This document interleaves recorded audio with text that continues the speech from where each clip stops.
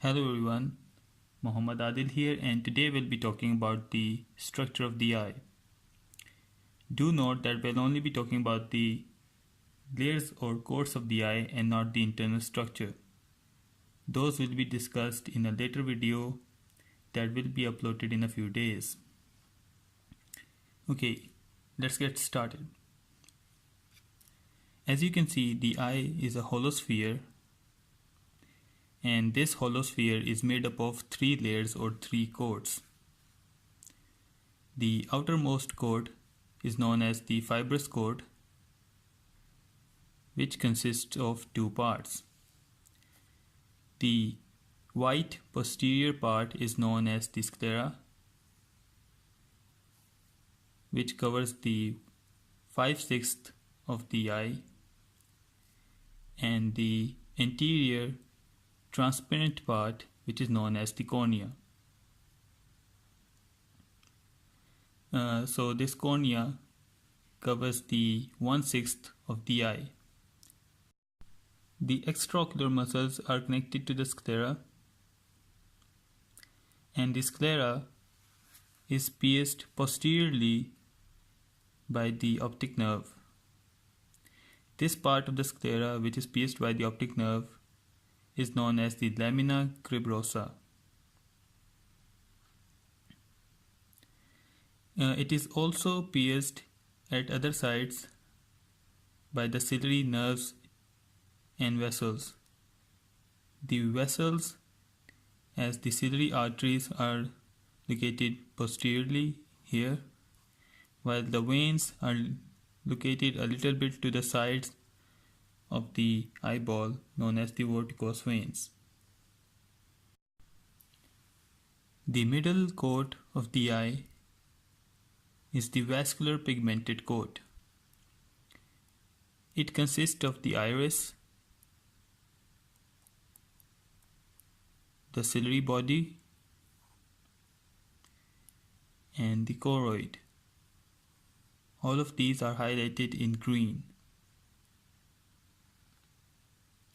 The iris acts as an aperture for the eye and therefore controls the amount of the light rays entering the eye. The gap between the iris is known as the pupil, through which the light rays pass. The ciliary body consists of the ciliary muscle, the ciliary processes, to which the zonules connecting to the lens are, and then there's the choroid. The choroid lies posteriorly. The innermost coat is the nervous coat.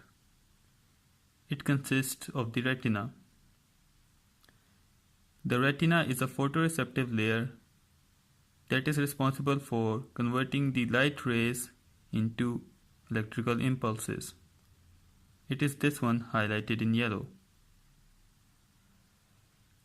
The retina has a orange area posteriorly known as the macula, and it has a central depression known as the fovea. This is the part of the retina that has the most visual acuity for central focusing.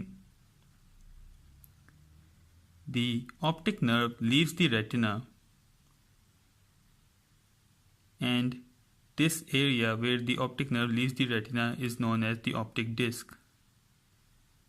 It is also where there are no photoreceptors, and therefore is also known as the blind spot. The central retinal arteries also enter through this place. The central retinal arteries and veins supply the retina and arteries or vessels. The retina has a nervous part and also a pigmented part. The nervous part ends here on both sides and forms a wave-like ring known as the ora serrata. It then continues as the pigmented part of the retina along on the surface of the ciliary body. This is it for the coats or layers of the eyeball. In the next video, we'll talk about the internal structures, which includes the lens, zonules, and how the eyeball is divided into anterior and posterior segment, etc. Join in for the part 2 of this video, which will be uploaded in a few days. Like, share, and subscribe to the channel. See you.